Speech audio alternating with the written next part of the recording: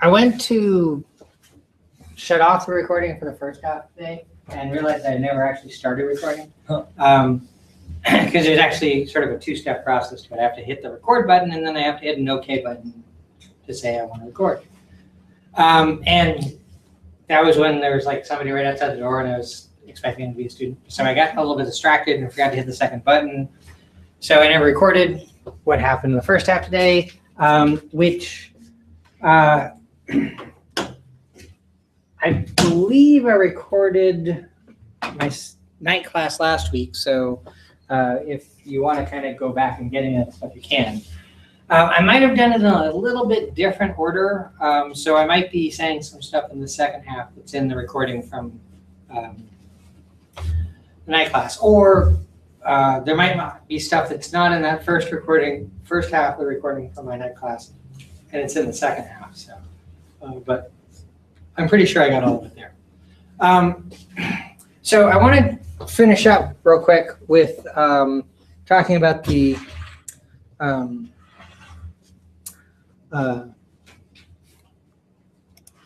neurological exam by talking a little bit about the sensory and motor exams. So really, sensory and motor are almost like one big test altogether. It's really getting at the stuff having to do with the spinal cord. But the sensory side is looking at sensory functions and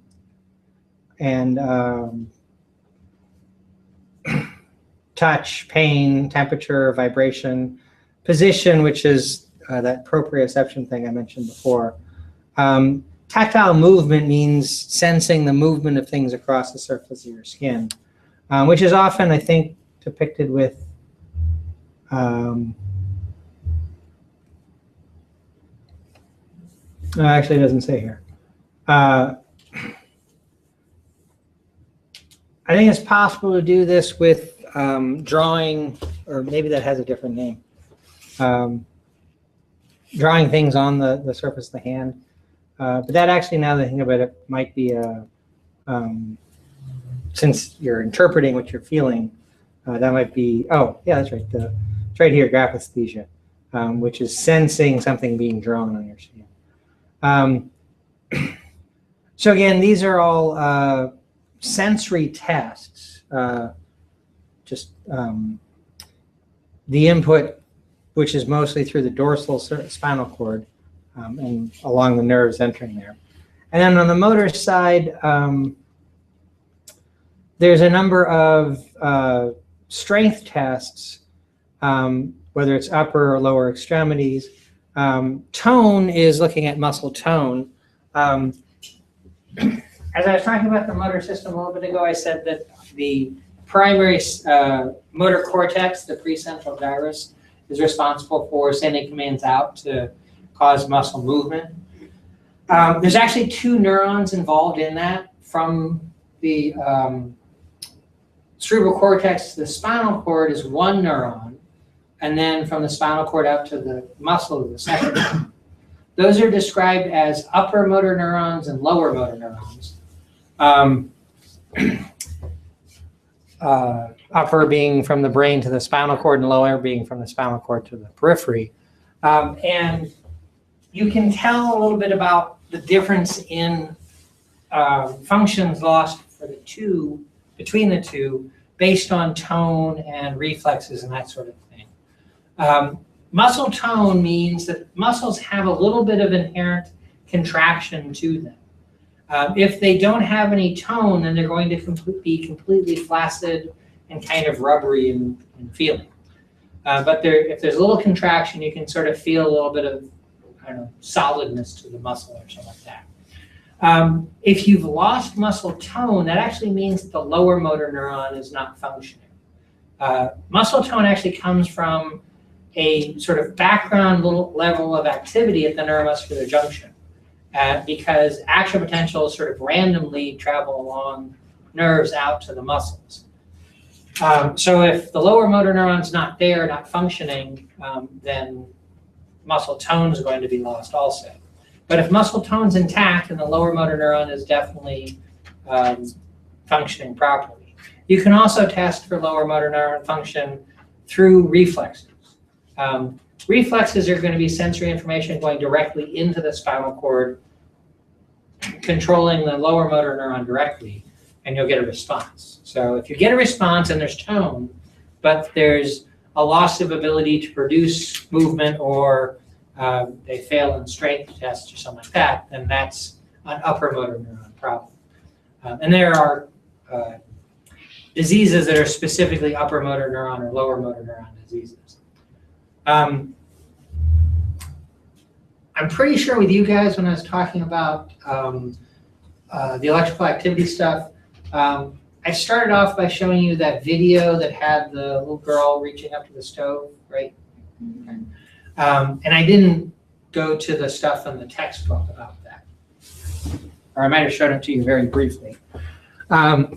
With that video I showed you, for the sake of the electrical activity, it was nice because it sort of showed the types of cells that are involved. But actually in the nervous tissue chapter, this section right here called the function of nervous tissue, there's this picture here. Did I show you this at all with the shower water temperature thing? Okay. Yeah, I think when I showed you the video, what I wanted to talk about was just how it links a few neurons together for a response. In the book, I actually describe it using this picture. Partly the point is to have a sort of unique take on it. But not in showing you this back then, I actually didn't I didn't set up to talk about upper and lower motor neurons. So here's a neuron in the cerebral cortex, and its axon goes down to the spinal cord where its synapse is on a target in the ventral gray matter. And then that target is another neuron that goes from the ventral spinal cord out to actually control the muscles. Okay. So these two red-colored cells here represent the upper motor neuron, and it's labeled here, and the lower motor neuron, it's labeled here. Okay. So there's a way to distinguish between which of those two neurons are at the root of motor disorders. And some of the tests in the motor exam address that. So tone, reflexes, those kinds of things get at that too. So again, these two together kind of look at all of the functions associated with the spinal cord. And really there are sensory and motor exam components, so to speak, within the cranial nerve exam, because the cranial nerves are to the brainstem what the spinal nerves are to the spinal cord. So we can kind of look at that way too. Now I want to talk about something that's sort of related to the sensory and motor exam stuff, but I'm actually going to get away from this website and go back to the book. Let's see. In the anatomy of the nervous system section chapter, there's a section on the peripheral nervous system. Come to think of it, I might be wrong about where it is. Let me just check this.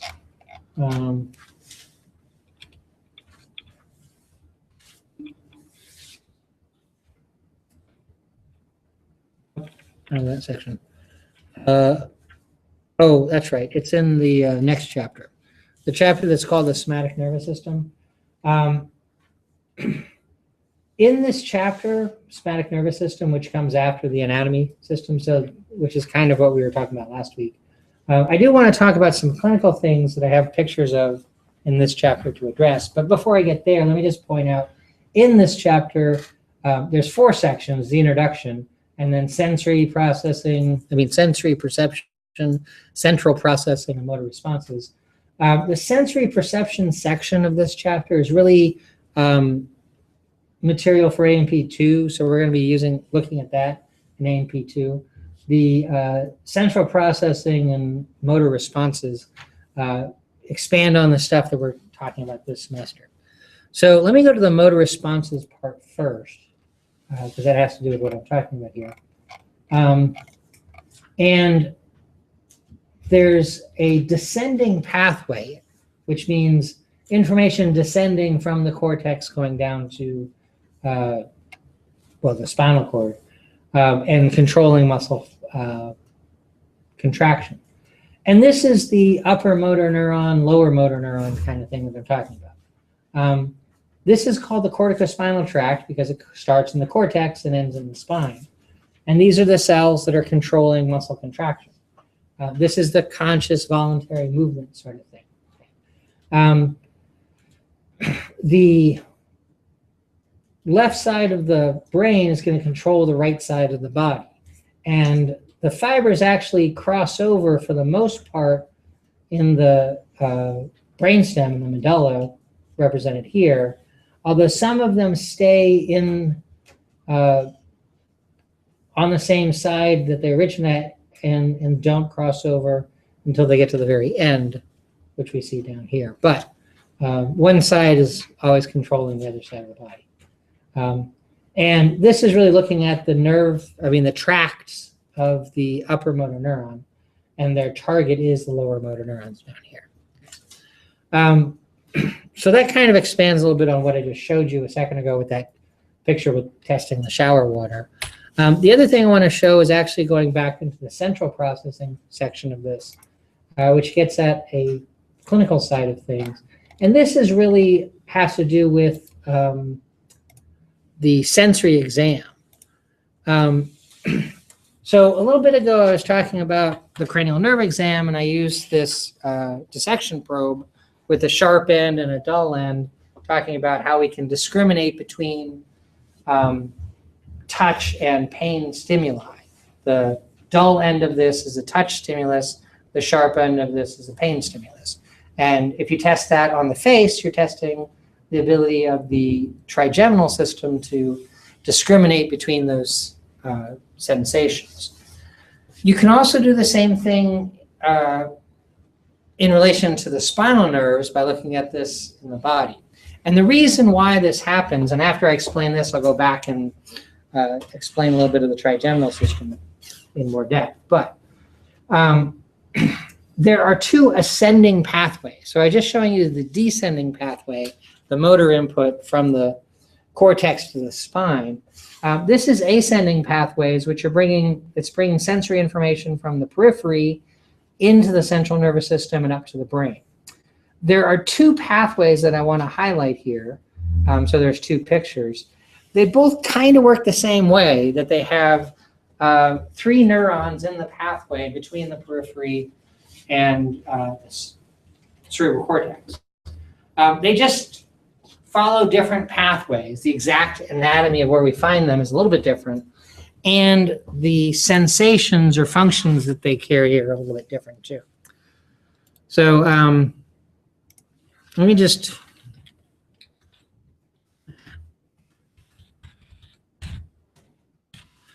talk about this ascending pathways.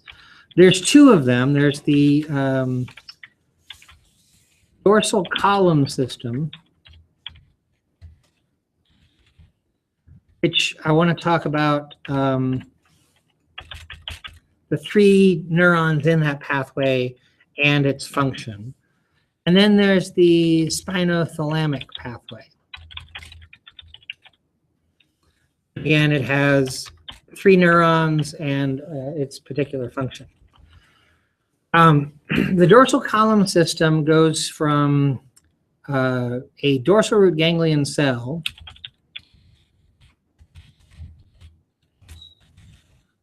to the medulla oblongata in the brainstem. Whoops. And then from the medulla, it goes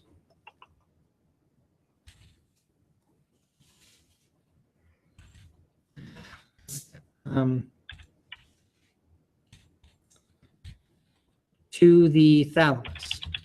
Now, in the arrow here, I put a little X because that represents, that's where it crosses over from the right side to the left side, to the left side to the right side. The axons leaving the medulla cross over to the other side. And I'll show you that in the picture in a sec.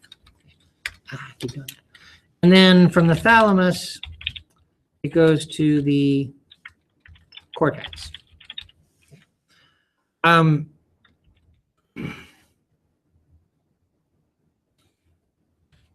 I want to show you the spinothalamic pathway. And there's a little bit of a difference here. So this is to the dorsal root ganglion to the dorsal horn of the spinal cord. And then the dorsal horn goes to the thalamus. And again, that's where it crosses over. And then the thalamus goes to the cortex. So I copied all of that from the dorsal column system to save me a little bit of time because there's a lot of similarities here. Both of them originate out of the dorsal root ganglion. Both of them have the pathway cross from one side to the other side in the second neuron, and both of them go from the thalamus to the cortex in the end. Okay. So let me go to the picture here. And this is the dorsal column system. So here's a peripheral fiber coming in, and it goes right into the dorsal column white matter, the white matter that's right there next to the dorsal root. And it goes up into the medulla where it synapses, and then that target neuron crosses over to the other side and goes up through the midbrain to the thalamus, and then the third one goes from the thalamus up to the cortex. So that's the dorsal column system. The first order neuron, the first neuron in the pathway, is a dorsal root ganglion neuron that synapses in the medulla. The second order neuron, the second one in the pathway, goes from the medulla, crosses over, and goes up to the thalamus. And then the third order neuron goes from the thalamus to the cortex. On the other side, for the spinothalamic tract, the dorsal root ganglion cell comes in and it synapses immediately in the dorsal horn gray matter of the spinal cord. And then that next one crosses over and goes up the spinal cord through the brainstem and finally synapses in the thalamus. And then the last one goes from the thalamus to the cortex. So again, first order neuron is dorsal root ganglion. Second order neuron crosses over and goes to the thalamus. And the third order neuron is from the thalamus to the cortex. Now, actually the way this was drawn, they used the exact same picture for the third order neuron in both of them. So it looks like they're the identical neuron, but that's not actually true.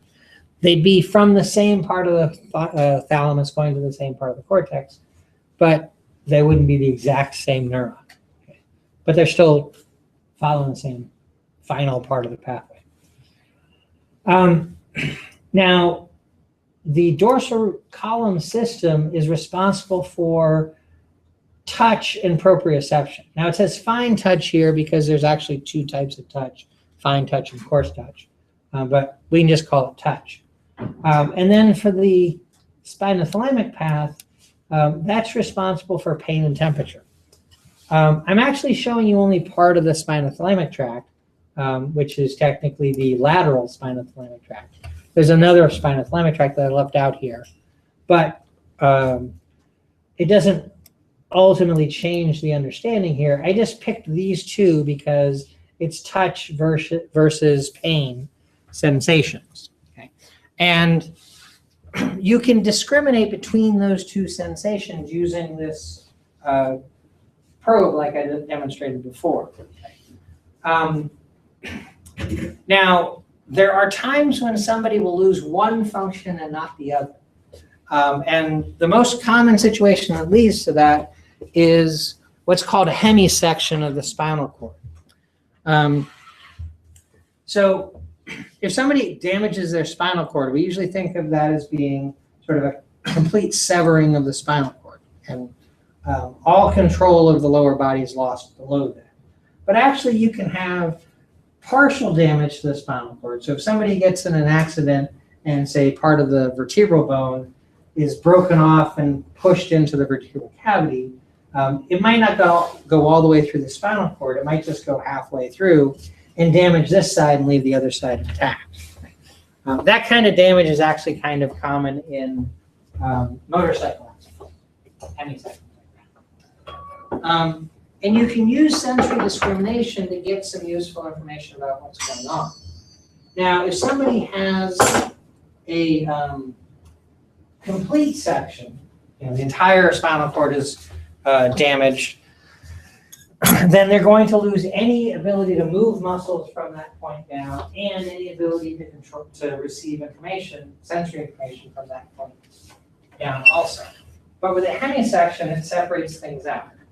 So let's say somebody gets a hemisection at their spinal cord right about this level right here. Okay. So they're in a motor vehicle accident and something causes the vertebral bone right here to shatter.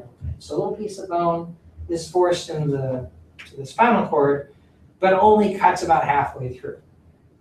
What that means is from this point down, they're going to lose any motor control. It depends on exactly how it happens, how much motor control they lose, as far as the muscles in the trunk here. But this leg is going to not move anymore. They're not going to be able to move this leg because the descending pathway that I pointed out a little ago, going down the right side, is cut off. The left side, however, is intact, so they can move the left leg just fine. The problem with the hemisection is that really distinguishing between the two sides, it's mostly about the arms and legs. It's really hard to figure out where motor control is lost in the trunk because when you move one side of your trunk, you're moving the other side. You can't move half of the other half. But you can move one leg versus the other leg. When you deal with it, like bend over one leg but not bend back the other way? Well,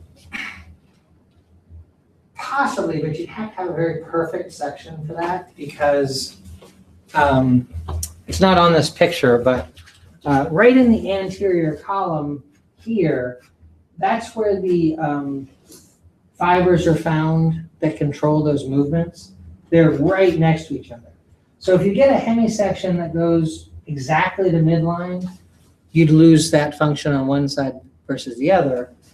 But if it goes a little bit past midline, you'd lose that function on both sides. So it's really hard to distinguish trunk issues. So it's really motor functions in a hemisection is mostly about arms versus legs, left versus right. But the sensory side of it is very easy to distinguish because if somebody's lost the ability to move the right leg because of a hemisection up here, they're going to be able to distinguish one but not the other of these sensory stimuli, pain versus touch. Which one do you think they won't be able to process on the right leg? The dull or the sharp pain? It's sharp. Why do you say that? I don't remember why, but I kind of feel like it's like, It sounds like you're guessing. No, it's I just kind of knew what it was saying. I just don't remember how to put it. Okay, well, you're never going to put it right because that's actually not correct. Yeah. If you can't move the right leg, you're going to lose the ability to feel the dull side of it. You will feel the painful side. The reason for that is because pain crosses over in the spinal cord to the other side immediately and goes up the other side. So a pain receptor in the right leg that I can stimulate with this pin is going to go into the spinal cord and cross over and go up the intact side over here. The dorsal column system, which is carrying touch, that's going up the same side of the spinal cord here, and if it weren't sectioned, would cross over into the dull. So the dorsal column fibers are interrupted coming from the leg, but the spinothalamic ones are intact. On the other side, it's the opposite. They wouldn't feel the pain on the left leg, but they would feel touch.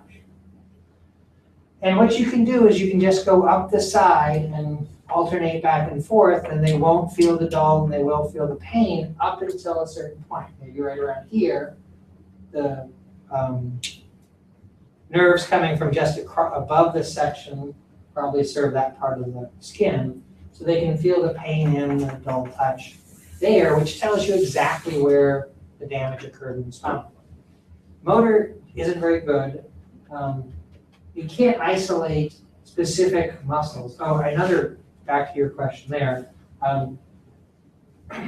Knowing exactly where the problem is, the muscles right above it are going to work just fine, muscles below it won't. So you can't really tell them to bend just that part of the trunk, not that part. So that's also a problem for muscles. But sensory discrimination makes it very easy to find where that problem is. And it's because these two pathways cross over in different places. So the dorsal column pathway crosses over in the brainstem, while the spinothalamic tract crosses over in the spinal cord itself. Okay. So you can discriminate between those two. So that's to put the last thing in here for the ascending pathways. Dorsal column is about touch and proprioception, and the spinothalamic pathway, and really the lateral part that I'm pointing out in the book, is about pain and temperature. Did I spell that right? Shared a word too long and can't read it. Yeah, that's right. Okay. So the functions are split. Now, really, the discrimination I talked about for the trigeminal nerve in the face works the same way. There's a huge trigeminal tract going through your brainstem, and it separates touch and proprioception out from pain and temperature. While the trigeminal nerve is associated with the pons in the brainstem because that's where it's physically connected, it actually interacts with nuclei all throughout the brainstem. The nucleus that handles pain and temperature sensation is in the medulla, and the nucleus that handles touch and proprioceptive processing, I think, is in the pons, but it might be in the midbrain. I might be mistaken there. But I know the pain and temperature one's in the medulla. So if somebody can't discriminate between sharp and dull pain in their trigeminal system, they've lost the ability to process one of these two pathways correctly. And it's because in the trigeminal system, they're separated out too, like in the spinal cord.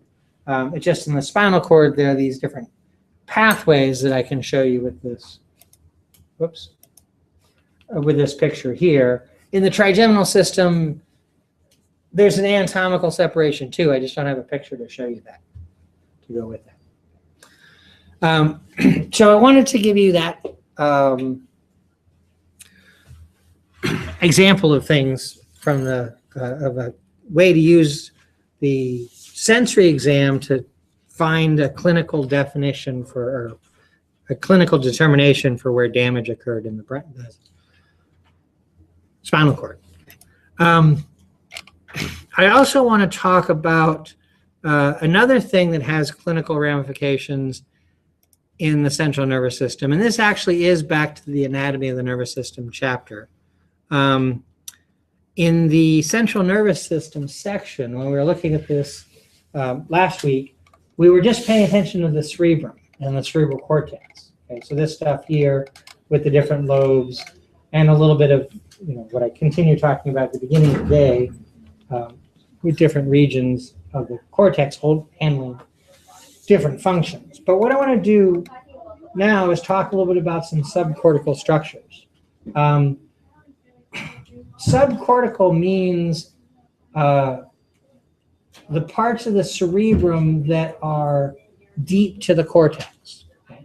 Now, there's a lot of subcortical white matter in there, but I want to point out some specific gray matter structures, which are found here. And this picture in the book points a few of them out. And then the book gets to talking about some connections presented in a very schematic way here. and what that has to do with some clinical situations, which I guess it's talking about in here a little bit. But these structures belong to what we call the basal nuclei. And I want to explain this in a little bit more depth using some presentation material that I've already put together. Oh, wrong system. There we go. So this particular presentation I'm pulling up is sort of the material that I used to use for this whole 2-week sequence. So before I had the book, I'd have this last week's material and this week's material all together in this. And I haven't changed the figures in here to reflect the new book entirely, but I do want to go up here because this gets at some specifics for the basal nuclei. And I have actually included pictures from the book. So this is the picture from the book that I was just pointing at a second ago, showing you where subcortical structures are. Okay. And I want to talk about these 3 structures that we see here in this picture and a couple of other structures, which I'll show you in a different picture. But to begin with, let me just define these structures here with this picture, and then we'll go on to a couple of other pictures that have a bit more detail to them. The basal nuclei is made up of a number of different structures, not all of which are in this picture, but this is where we're going to start with them. First, we have 2 nuclei that are called the caudate and putamen, or the caudate nucleus and the putamen. For some reason, it's not called the putamen nucleus, it's just called the putamen.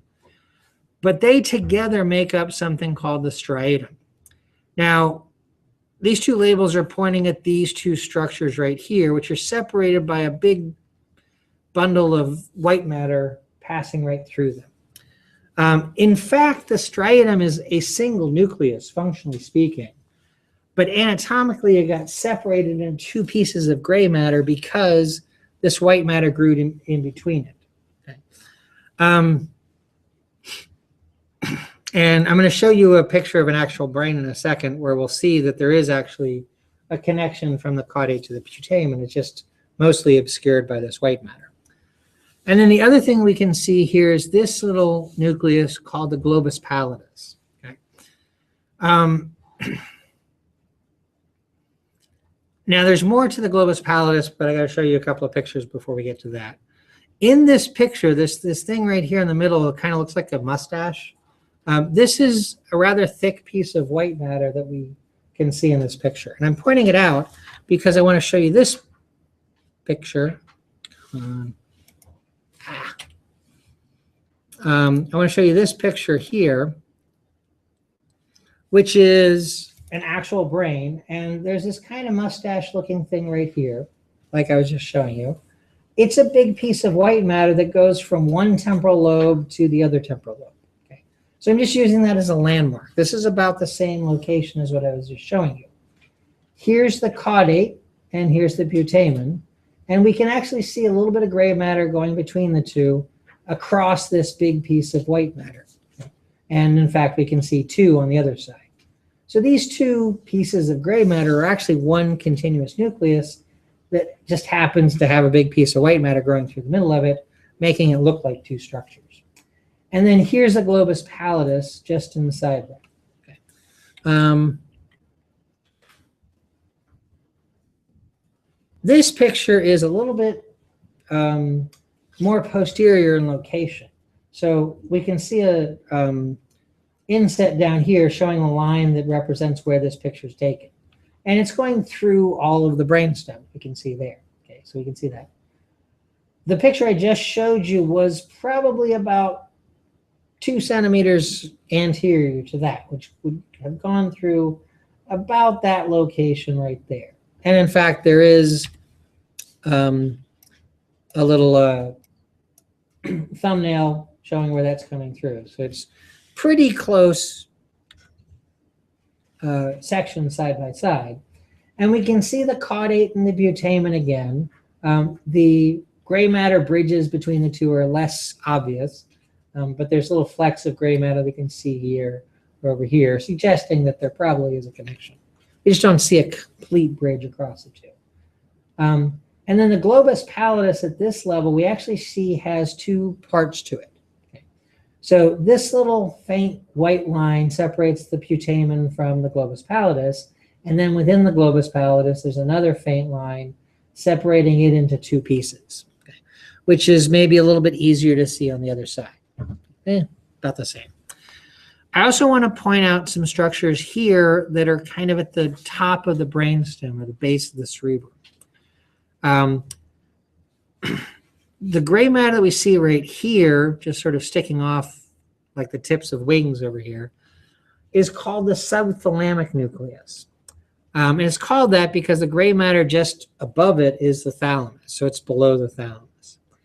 And then the really dark black spot here and some of the surrounding gray on the other side of it, that collectively is called the substantia nigra, which means black substance, because in fresh tissue, it has a chemical in it that turns dark black when it's exposed to oxygen.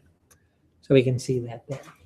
But there are some parts that actually aren't black that are part of this nucleus also.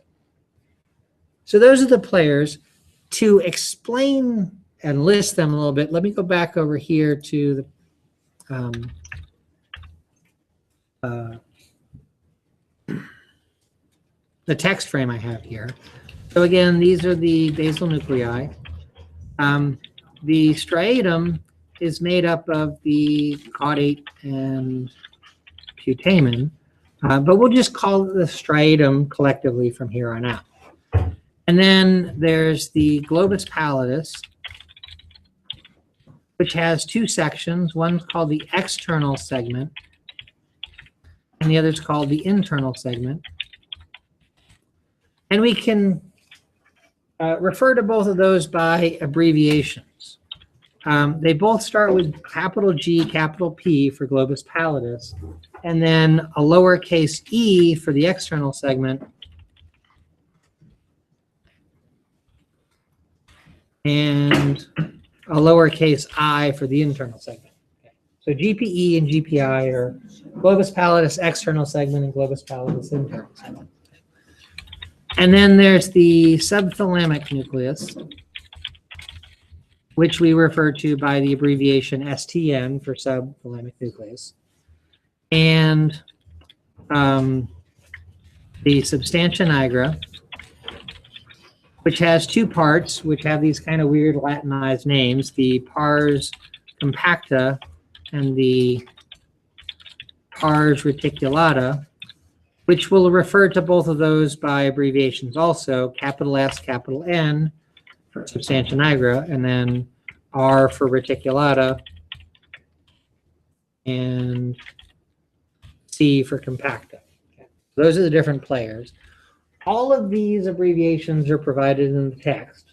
So if you're not following this, it's in the book. And the reason I do that is because in the book, I show you this little figure here that's a wiring diagram of all these structures. So in these boxes, the abbreviations that you see there are these abbreviations that I just gave you. Back to the presentation. So moving on from this picture where we can see the striatum made up of its two parts, globus pallidus, its two parts, the subthalamic nucleus, and the substantia nigra, which has two parts, which are a little bit hard to see projected up there, but this area right here is gray and not black, and this area over here is black, and there's a little bit more gray off to the side there. So the gray parts are one and the black parts are the other. And without pulling up the next picture, I can never remember which is which. So the picture in the book that shows that wiring diagram is actually developed from this picture here, which is actually taken from, or what's the word I'm looking for? Adapted from a research paper, summary research paper, that's probably about 30 or 40 years old now. But this is sort of the classical way of describing this. Now, the basal nuclei are the striatum, which we see here, the globus pallidus external segment, the subthalamic nucleus, globus pallidus internal segment, the substantia nigra pars reticulata, and the substantia nigra pars compacta. Okay, so those are all the players there. Now, I showed the substantia nigra pars reticulata, globus pallidus internal segment over here, pointing at this box. This box over here has the exact same thing in it. And in fact, these two boxes are talking about the same thing. The difference is just the connections from the striatum to that same thing. There would be two ways of demonstrating this. I could have drawn it something like striatum at the top going to a box that's SNR GPI, and then going to GPE to STN, and then to SNR GPI, and then that goes to the thalamus. And I'd have to put pars compactor here in the middle, like that. So this would be another way of drawing the exact same thing. I just have two different boxes that both say SNR GPI. They're one thing, they're just represented twice in this picture. And again, this is adapted from an old paper that originally described this circuitry. So just two different ways of representing it. To understand what's happening here, it's really, I think, kind of straightforward to talk about two pathways in the basal nuclei. There's a direct pathway and an indirect pathway. So the direct pathway is the striatum directly to the SNR GPI. And the indirect pathway is striatum through GPE, through STN to SNR GPI. Okay. And then this SNR GPI output then goes to the thalamus, which goes back to the cortex, which is where the signal originally came from. Now, in this kind of loop setup that we have here, really what we're talking about, and this happens in a lot of other places in the brain, is a comparator. This is just a circuit that takes information from the cortex and passes it through the basal nuclei that'll either get answer A or answer B. And then that answer goes through the thalamus back to the cortex. Okay. Now, the area of cortex that initiates this isn't necessarily the exact same part of cortex that gets the final answer. So this could be premotor cortex that sends information to the striatum, and that comes out through the thalamus, which then sends that information back to primary motor cortex or something like that. So it's not necessarily the exact same part of cortex that's getting the input. It might be an additional bit of processing added on top of the direct connection from premotor cortex to primary motor cortex. Now, also over here on the side, you can see GABA represented in blue, glutamate represented in red, and dopamine represented in green. And we see arrows with those three colors. The arrows represent axons coming from the striatum to SNR GPI, release GABA, which means that they inhibit. Or axons going from SNR GPI to the thalamus release GABA, which means that they inhibit also. Or the connections from the cortex into the striatum, or even this one from STN to SNR GPI that are colored red means that glutamate's released there, and those are excitatory. And then SNC, substantia nigra pars compacta, has the only green arrow here, which goes into the striatum, which that's dopamine, and dopamine's kind of special compared to these. GABA inhibits, glutamate excites, and dopamine can do one or the other depending on circumstances. So again, we have the direct pathway and the indirect pathway. And it's pretty easy to understand what the two do just by putting it simply here. The direct pathway is striatum to SNR GPI, oops, sending output. I'm not going to put that out last arrow. So it's a direct connection from one to the other. I have a couple of things to expand on there, but then the indirect pathway is striatum to GPE to STN to SNR GPI. So two different ways of getting from the striatum to SNR GPI, either direct or indirect. And I want to say a couple of things about that also. Now,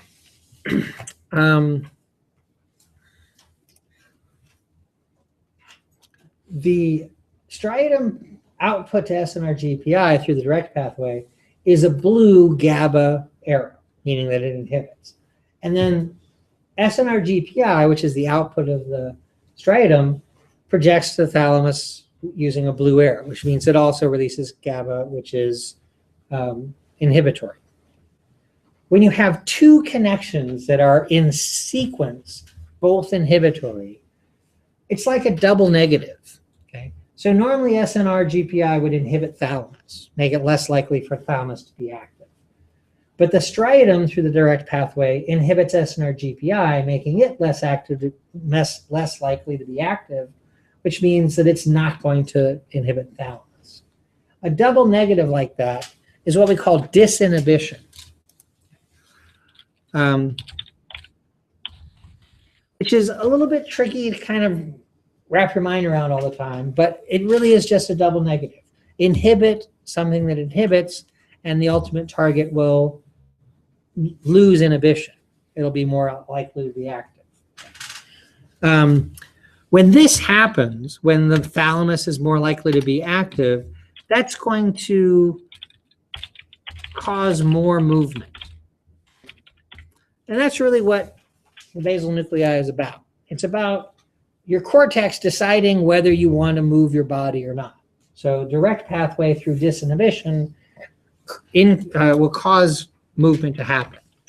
The indirect pathway through the various steps here ends up increasing the inhibition of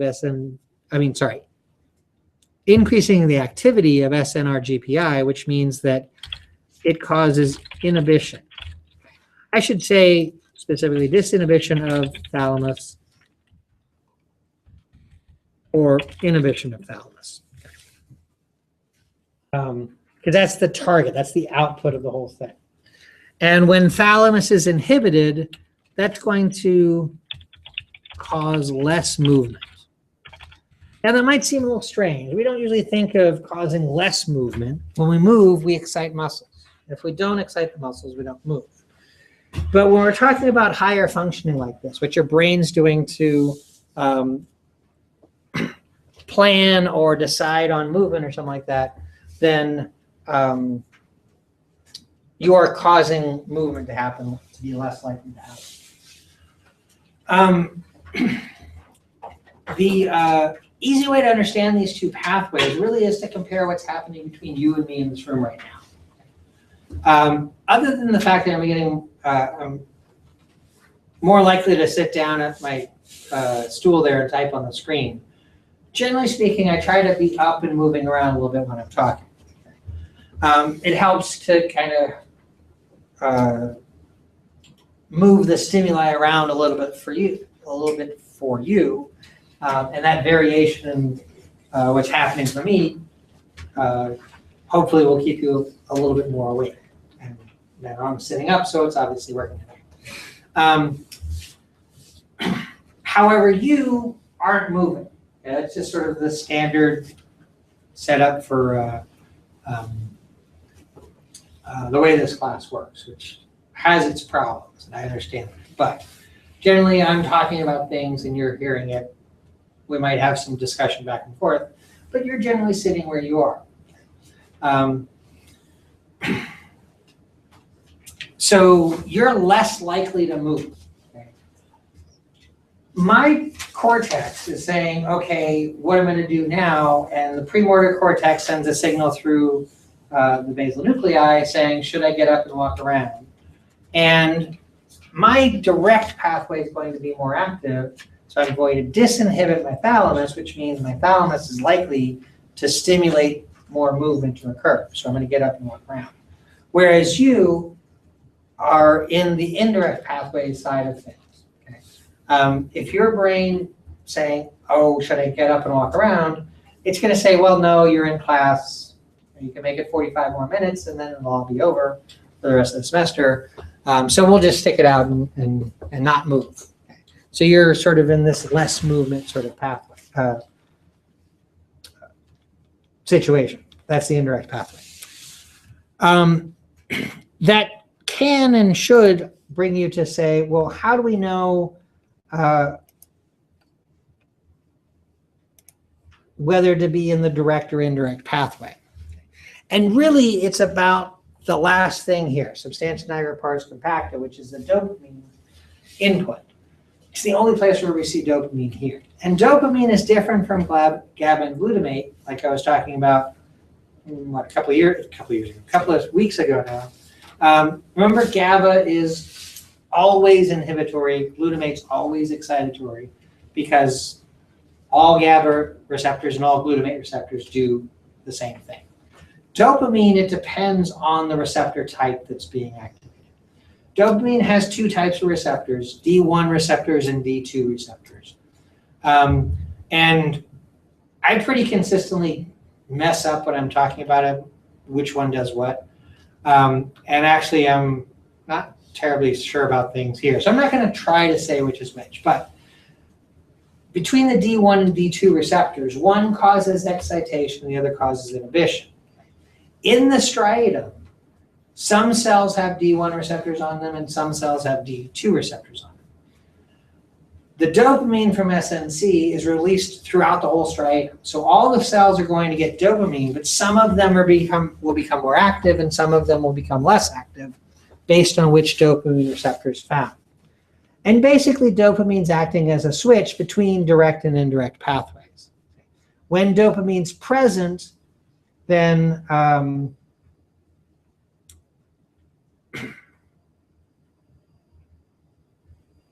pausing because I'm about to say this wrong. So I'm not going to say it so explicitly.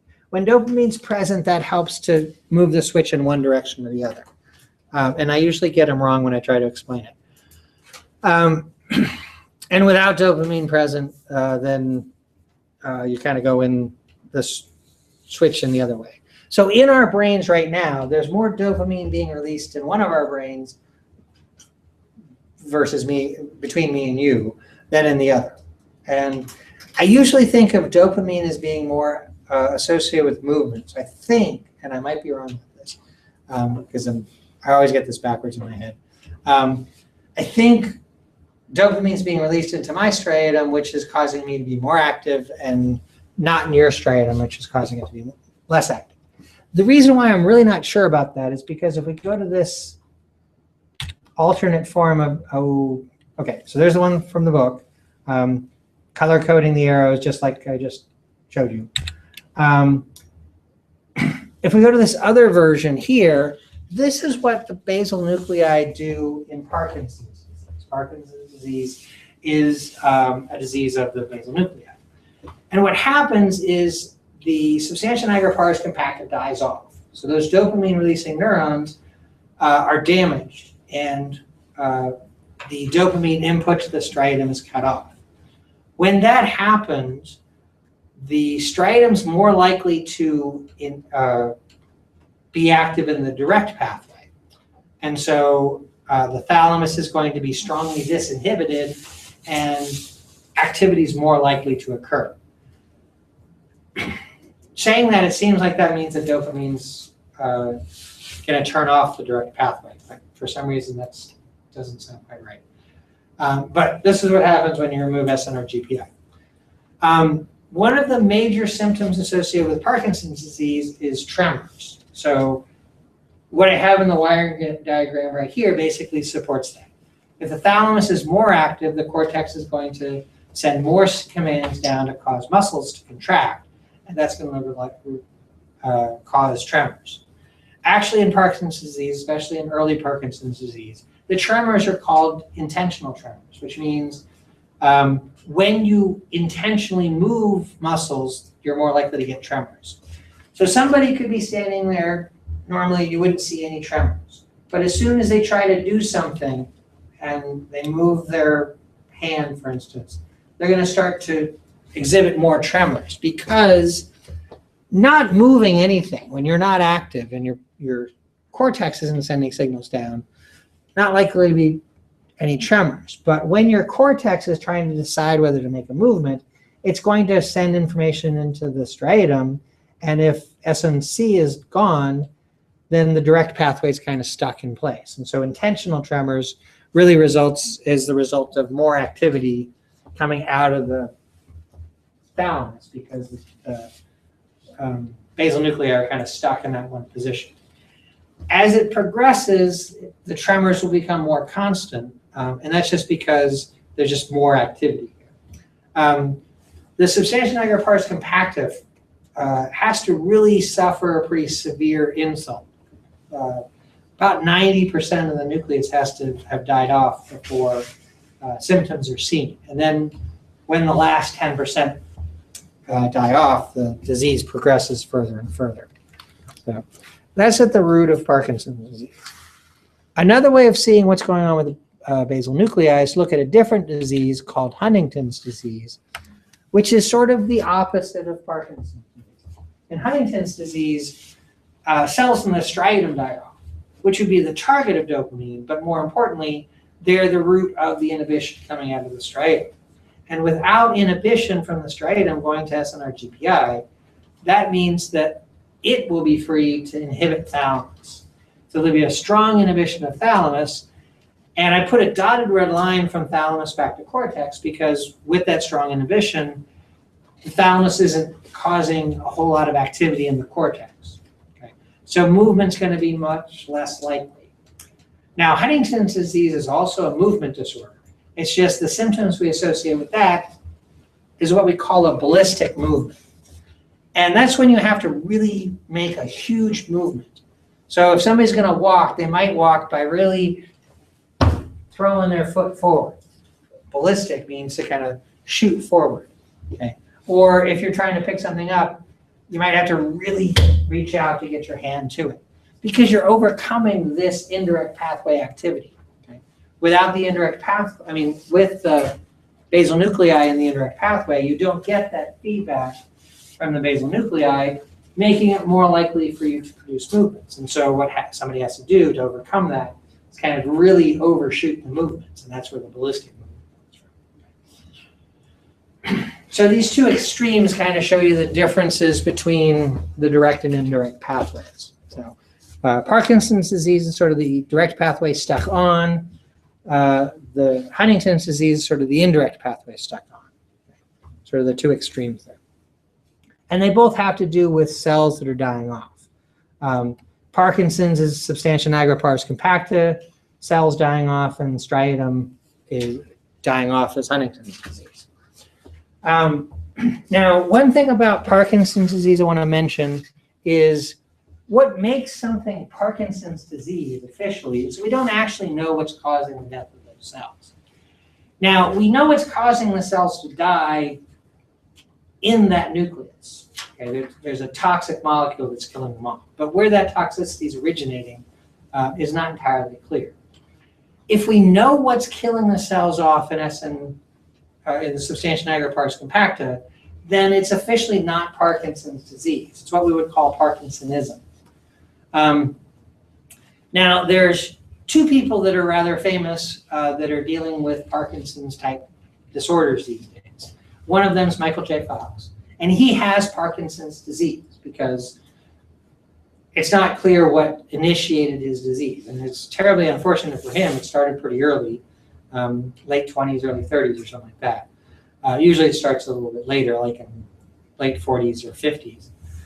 But it was pretty early onset for him. But he has Parkinson's disease because it's not clear what initiated it. They probably have some good theories, but it's not definitive. The other person that's rather famous associated with Parkinson's is Muhammad Ali. And he's actually kind of moved out of public view in the last few years, I think, because his symptoms have gotten so bad.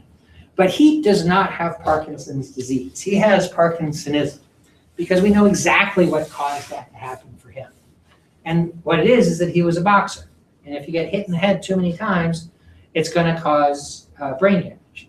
And the substantia nigra pars compacta happens to be a fairly fragile set of fragile set of neurons. And they're right around the brainstem. So when somebody's getting hit really hard and the head's flailing about, so to speak, that can cause problems for different things in the brainstem. So Parkinsonism is actually something that's not uncommon with boxers, or at least to see tremors, which might be early effects of Parkinsonism. Seems like there was one other person I was going to mention that has to do with this, but I can't think of who it is right now. Can you think of it? No. I was thinking about this comedy guys got stoned. It's not a real person, but yeah. Yeah. I don't know what I was thinking about there, but those are the two that I usually mention because they're. Oh, I know what I was going to say. It wasn't a particular person, but again, anything that we know causes the death of these cells isn't officially Parkinson's disease, but falls into a group of disorders that we call Parkinsonism. And there's a rather famous case of people presenting with these disorders because they took a designer drug, which to a chemist on paper seemed like a good idea. It was chemically very similar to a drug, and I can't remember which one, heroin or something like that, or maybe LSD. But whatever molecule they made that they thought was like the drug molecule, once it got into the body, an enzyme somewhere, probably in the liver, modified the molecule and became toxic to these cells. And so all of the people that took this designer drug started showing up in the hospital with Parkinson's-like disease, but it was very unusual because they were the wrong age. They were very young for this. And so they did a little research and they found that it actually went back to somebody who thought they'd make up, start selling a drug that, again, on paper seemed like a good idea, but in practice was a really bad idea because it caused a bunch of problems. Anyways, so that would be Parkinsonism. Again, we don't, oh, I know, that's the real other thing I meant to say.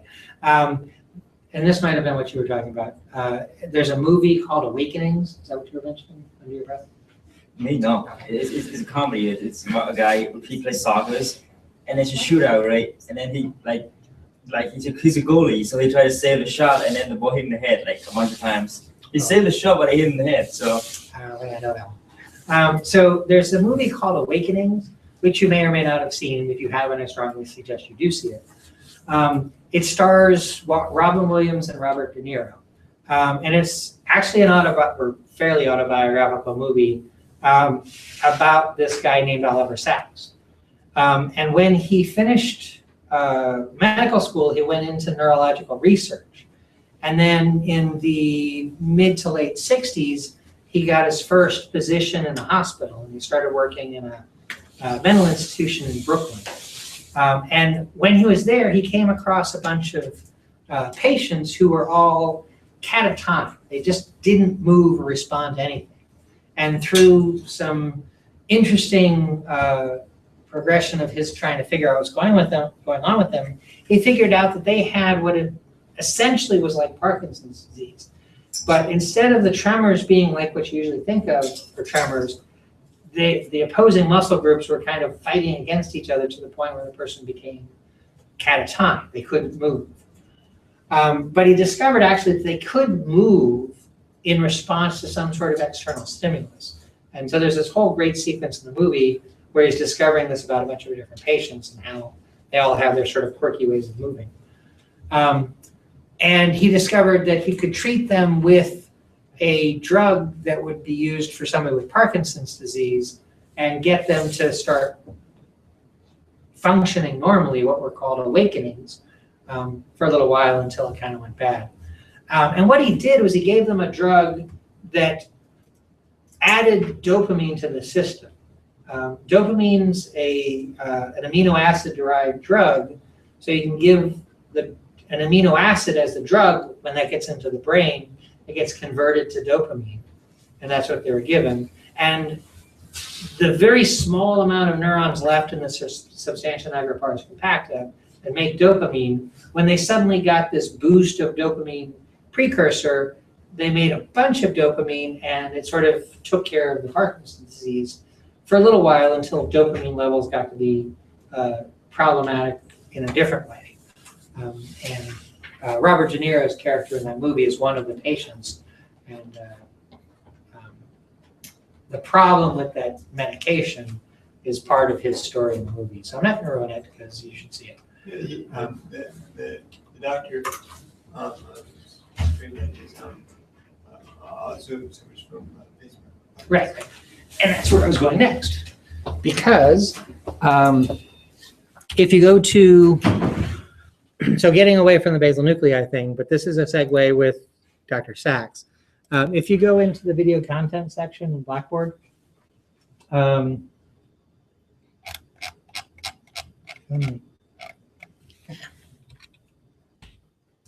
through all the topics that we've done this semester.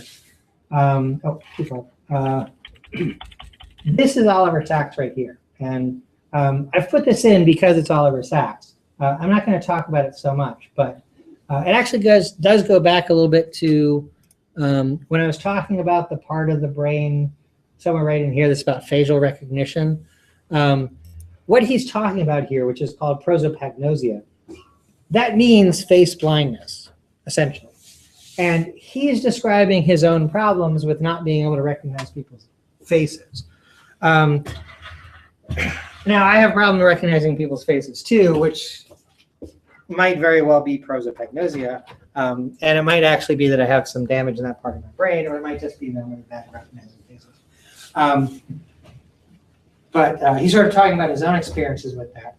In the little blurb underneath the video there, I say this is Oliver Sacks. And I mentioned Awakenings is the name of the movie I just talked about, Robert Williams and Robert De Niro. And then at the end it mentions probably his second most famous book. His first most famous book is Awakenings, that the movie was based on. And that is autobiographical about him when he was starting out as a resident. But then his second most famous book probably is, and it's probably most famous because of the title, The Man Who Mistook His Wife for a Hat. And so he tells a bunch of little stories in that book about different patients he's been involved with as a neurologist. And one of the patients was actually a music professor at a college, I guess in the New York area, who was having trouble recognizing his students' faces, which is sort of where it started. But then as he saw this patient over a little while, it got worse and worse. And the title for the book, The Man Who Mistook His Wife for a Hat, was that, and this was back in the 60s, maybe early 70s. And so a distinguished professor of that time would probably wear a hat for the most part. And so he went to the guy's office, and he took his hat off and put it on top of the coat rack. Put the hat on top there. And then after the meeting, he went to get his hat off the coat rack, and he just reached over to grab his hat, and he was grabbing his wife's head. Okay. So this patient wasn't just face blind, that's sort of how it started, but really he stopped being able to recognize objects completely. So he couldn't tell the difference between his wife and the coat rack that his hat was on. That's where the name of the book comes from. It's an interesting story. It's a little frustrating for me because I really want to get to the nuts and bolts of things. And that particular patient wasn't one of his patients, just somebody that he consulted on. So he doesn't know how it ended up. So that's kind of frustrating. He just sort of told the stories of what transpired when he met with this patient, but he never had any data looking at the brain to know what was at the root of it all. But that's That's Oliver Sacks right there in the thumbnail. I think I pointed out the girl with half a brain when I was talking about, when I showed you this video. Was that last time? Yeah, okay. I never remember which week I should do that. So that's in there. I also want to point out, no, I don't. Maybe not. Yeah, I was going to go to somewhere else, but if you're interested in any of those videos, I have them here so you can pull them up. They're all on YouTube. When I have an embedded video like this, it's a YouTube video. So if you want to have control over it, you can make it bigger on the screen, that sort of thing. Click on it where it says YouTube in the top corner, and it'll take you to the YouTube page. There you can look at it. So I think I've touched on everything I want to. And again, in the book, since I'm the author, and I'm not trying to toot my own horn here, but sort of the way that I cover things for this book is largely the way I wrote these chapters. So that kind of helps you hopefully understand a little bit more of what I'm getting at as a resource there. I didn't do a whole lot with the cranial nerves last time because really that whole section on cranial nerves in the chapter there is sort of what the lab quiz is coming from anyways, so you can get that. And like I mentioned, I forgot to record the first half today, but I did record the material for my night class last week. So if you need to go back to any of that stuff, look there. I might have done it in a slightly different order. I might have covered some things with them that I didn't cover with you. I might have covered some stuff with you I didn't cover with them in quite the same way. But there's additional material there if you need it. To remind you, next week on Wednesday at 1:35, we'll be meeting in here for the in-class portion of Practical 2. And you need to have all of your Blackboard material done by then. Because when you're in here for that, I'm going to shut down access to Blackboard for the entire class. Not coming to that next week does not mean I won't shut off your access to Blackboard. I'm going to shut it off for the whole class. So don't think, oh, I'm going to call in sick and not come in. That doesn't mean you don't get that you get extra time on Blackboard. Okay? I'll just, when everybody's here at 1:35, I'll shut off Blackboard access while you're taking the test. And I'll start doing the grading. I'm going to try to get grading at least started over the weekend, so you might have a closer indication of where your grade stands before I shut off Blackboard access. But do understand that whatever your grade says on Wednesday morning versus what it says at the end of grading isn't necessarily the same. People don't seem to understand that. They see a grade when I shut off Blackboard access, and they think that's their grade. Okay, still got grading to do after that. So, I have had some students say that they've been able to get into Blackboard and see their grade, even though they can't get into the assignments. And not being a student in the system, I don't know what it looks like for you. But you're welcome to take a look in there and see if you can see it. But I don't know if it's going to be present or not. So. But I think that's everything I wanted to cover. So we'll call it a day there, and I'll see everybody next Wednesday at 1:35 for the practice. And you'll be done on Wednesday by 3:25. That's the end of the period for you guys. So have a nice day. Yeah. Yeah.